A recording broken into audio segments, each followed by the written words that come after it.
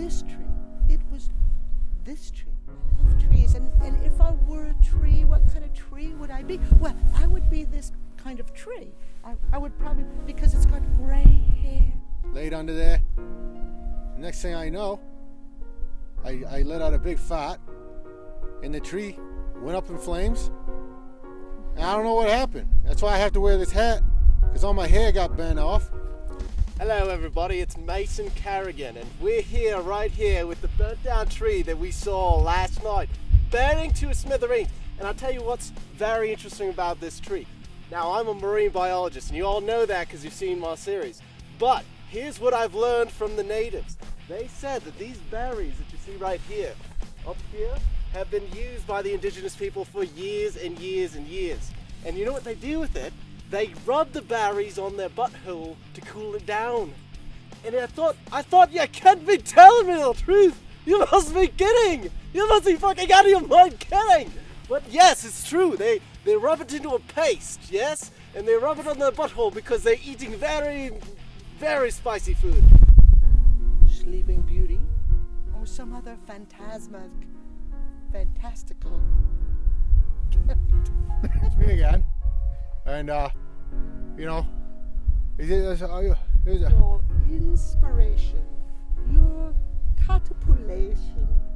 Problem is that it burned a little bit a couple weeks ago. My whole family was right around the tree, and they burned their faces off. So my family's all burn victims except for me because they were right next to the tree as it was burning. So they said that they would rub it into a paste, bag it, and carry it with them because, you know, you never know when you're going to have a taqueria, you never know when you're going to have a spicy food up your butt. And I thought it was wonderful, so I said, hey, let's burn it, and it'll be lights out, dynamite story. Aaron Carrigan, nice to see you again. because, you know, every time I go to bed, I wake up, I think I'm under the tree again, checking my hair's still gone, and I don't know what the fuck to do with my life, so I just think I come back and talk to you. Oh my God, the joy of Me and Chet come up here.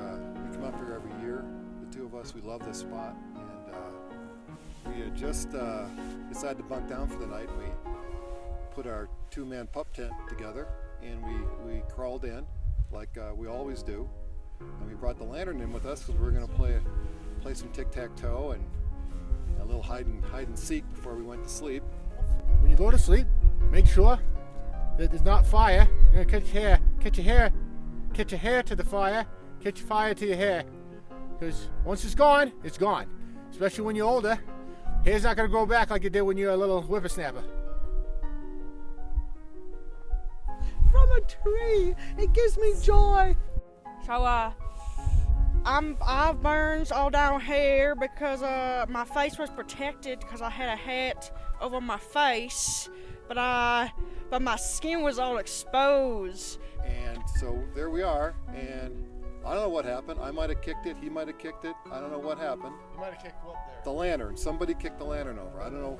There was it was just got nuts in there, and I remember Now, if you look around, these are all God-fearing trees, and none of them are biracial. So this one right here, see how it has the two stems that go straight up in the air? That is not common. That's a biracial observation that I've made. And because God said, hey, we can't have these biracial trees, he didn't just burn down this tree, he burned down all of them. And that's why you see so much carnage. It's because of that God up there. He's watching. He's making sure that we ain't having no sex between different crossfades of the tree. I don't know if I had his sock on or he had my sock on. I mean, it was nuts in there. Yeah, so we get our clothes on, and I remember I was jumping out of the tent and I slipped. I remember slipping. There was some Vaseline or I don't know what it was. If it was a cooking oil that we've been using earlier, we had some sausages. I remember we had sausage, and there was some kind of a slippery substance inside there. So I crawled my way, I'm fighting my way out of there, and I got out, and the flames are going, and I think, obviously it caught fire of the tree here, and we are... It's still standing even though it's been through fires tears and ravages, but it's still standing, and it's got the gray hair coming out, and it's just like me.